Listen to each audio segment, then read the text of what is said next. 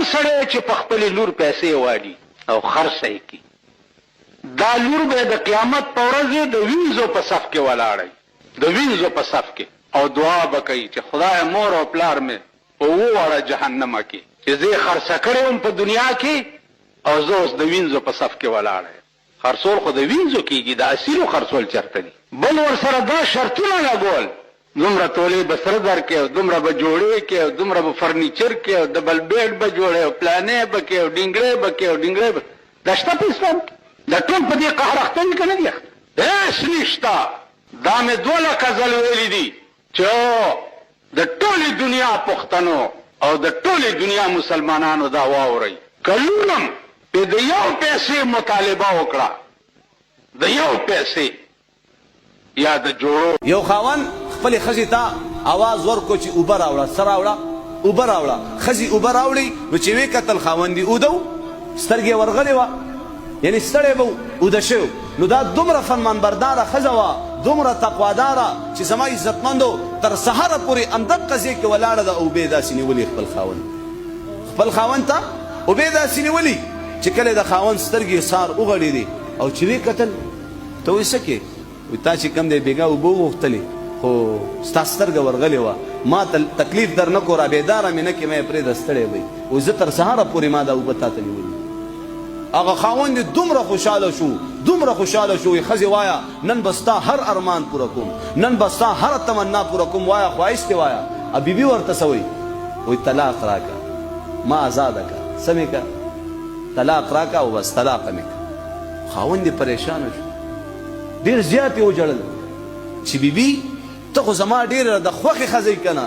مونږ خو ډېر په خوښه واده کړی دا ولې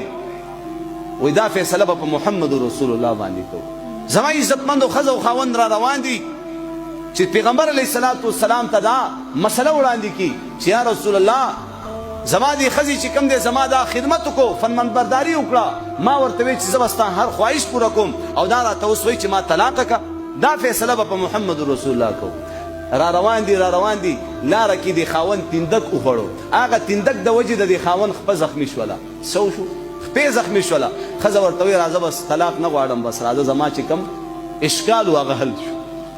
وایي دا څه وینم چې کور ته راغه ښځه ورته وایي ما د محمد رسول الله صلی الله علیه وسلم نه اورېدلی دي چې د الله په خوښو بندګانو باندې تکالیف به راځي پریشانی به راځي بیماري به راځي او تا سره چې کوم دی زما څومره وخت شو کوم وخت نه زه واده شوې ما اوسه پورې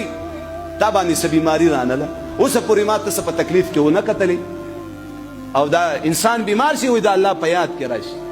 الله رب العزت خپلو خوښو بندګانو باندې وایي دا ټولې پریشانۍ مشکلات مصیبتونه غمونه دا الله ته پیښ شي الله ته وایي یا الله چاله لاړې شو وایي الله پاک ورته فرمایي چې زما خوښو بندګانو له لاړ شي وایي دا خوشحالۍ دا زما عزتمندو مزې او چرچې دا ټول هر څه الله ته پیښ شي یا الله چاله لاړې شو الله پاک ورته فرمایي زما دشمنانو لا زما مخالفینو لا زما د دین مخالفینو دشمنانو ظالمانو بدماشانو لاړې شي زما عزتمندو خفه کېږئ ما د دنیا دا ژوند عارضي دی که څوک بیمار دی نو زما عزتمندو الله د سره محبت کوي که نه الله د سره محبت کوي قسم د الله په ذات باندې دا بیمار ویش کوي آه کوي بدن درد کوي قسم د الله په ذات باندې الله فرشتو ته حکم کوي وایي زما دا بنده په تکلیف کې دی د دې دا ویش دا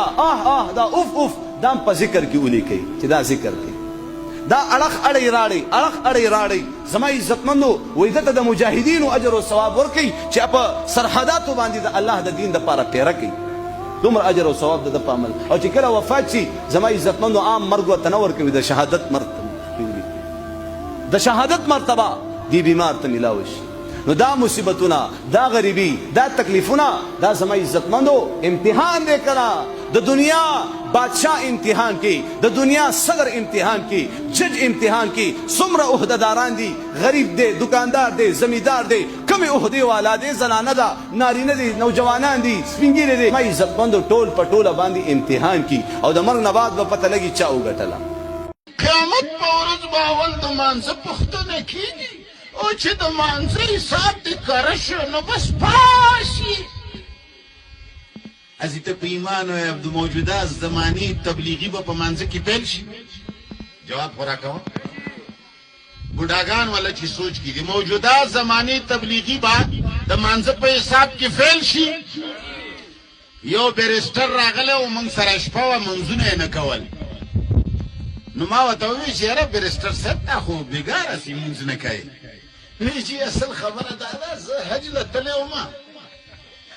او ما اورېدلي دي چې مکه کې یو مونځ په 1 لاک بدلېږي نو ما هلته 40 ورځې تېرې کړي دي ما چې کوم مونځونه کړي دي هغه ما کیلکولیټر سره حساب کړی دی که 90 سال عمر مې شي هم په الله مې وراوړي په ما یې نه راوړي د نن زمانی د تبلیغي منځونه په الله وراوړي په دی جواب راکړه په دی د مولا منځونه کېدای شي چې په الله ور واوړي په دی ولی مولا تبلیغي د نن زمانی مسلمان د سره منځنه مخکې تېرېږي نه په منځه پیسې نه لګي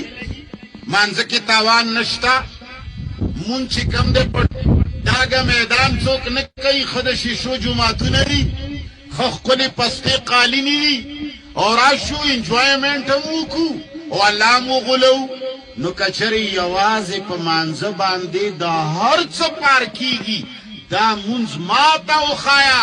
داسې مانځه په تلاش کې یم چې د الله ټولو حکمونو نه خلاص شم بس یو مونځ به وله کوم یو فارسیبان ناستو مونځ یې نه کو مولا ورته ووی چې نماز چرا نمیخوانی هغه ته چې اودس بسیار مشکل است وی چې دا اودس ډېر ګران دی هغه ته چې اودس ولې وی چې یاره بیمار یم یا اوبه نشته هغه ته چې کله چې اوبه نه وي تکلیف یې درته تیمم وهه هغه وی تیمم څه شی دی وی داسې درب او بس داسې به وکړي کار به وشي وی ښه ورور هغه چې کوم دی تیمم ته کلمه وویله یو 50 کاله مونځونه یې پرې وکړه 50 کاله پس ورسره هغه مولا میلاو شو هغه خو زړه کې وایي چېرې مسله مې ورته ښودلې وه ضرورت کې به ترې کار اخلي نو هغه چې کله ورسره میلاو شو مولا ورته وایي چې برادر جون چې تو رستی فارسیبان ورته وایي چې مولانا صاحب بسیار خوب هستم چې او تیمم نبود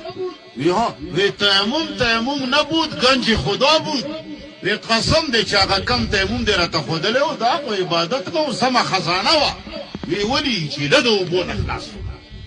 هغه ته چې الله دې غر کله که ټول عمر منځونه دې پمدي کړي دي وي چې وکړه مسلمانه ستا تیمم نه ستا دا مونځ نه دی دا ولا چې خزانه ده